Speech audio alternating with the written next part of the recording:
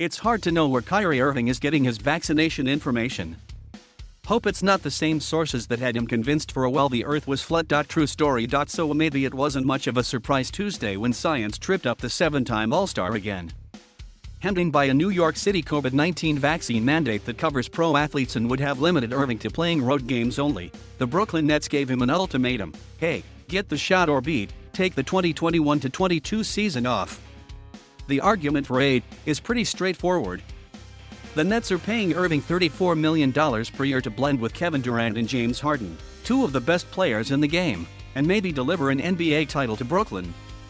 But beat is not bad either. Irving can stay glued to his couch and still collect a cool $16 million or so.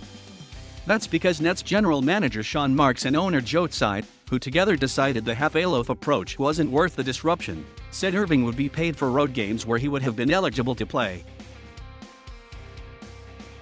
Will there be pushback from Kyrie and his camp? Mark said at a news conference, "I'm sure that this is not a decision that they like. But again, this is a choice that Kyrie had, and he was well aware of that." Irving has ducked questions about whether he was vaccinated, saying 3 weeks ago in a Zoom interview with reporters, "I think I just would love to just keep it private, handle it the right way with my team and go forward together with a plan."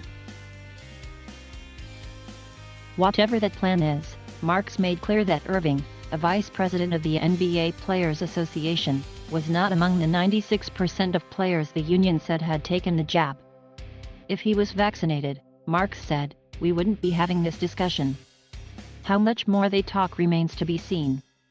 It's worth noting the NBA was the first major sports league to pull the plug on its season when the pandemic began raging in March 2020, just hours after Commissioner Adam Silver got word that Utah Jazz star Rudy Gobert had tested positive for COVID-19. It was also the only league to devise a single bubble to resume games and among the first to let some fans back in the stands. The people in charge aren't likely to start bending the rules now. Irving is an engaging, curious 29-year-old who does a lot of charity work behind the scenes, but he's got a contrarian streak a mile long.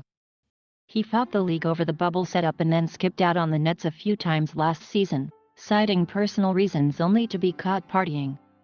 He's dabbled in conspiracy theories before, too, most famously with his Earth is flat pronouncement during a 2017 podcast interview.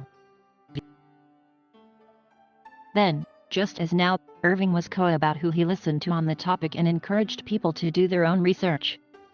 But he's no more qualified to pass judgment on the validity on the vaccine studies than one of those researchers would be running a fast break in the closing minutes of a big game. Speaking of big, more than a few former NBA greats have joined the campaign to persuade not just Irving, but the few remaining holdouts, to get the vaccine. Kareem Abdul-Jabbar, Charles Barkley, and Shaquille O'Neal, among others, have framed it as a responsibility to teammates, and Michael Jordan, now the owner of the Charlotte Hornets, declared himself in unison with the league, a firm believer in science. Wherever else Irving is looking for advice, he'd better finish up soon. His kind of talent doesn't come along often, and the chance to play alongside Durant and Harden and add another NBA title to the one he claimed in Cleveland might not last for long. Right now, Irving is staying mostly silent, perhaps remembering the sting he felt after the Flat Earth episode. He tried laughing it off, then repeated it in an interview months later with the New York Times, and laughed it off a second time before finally apologizing. To all the science teachers, everybody come up to me. "I'm sorry," he said. "I apologize. I apologize." Silver, who like Irving went to Duke, took a lighthearted approach to the whole matter back then. "Kyrie and I went to the same college," he said at the time. "He may have taken some different courses."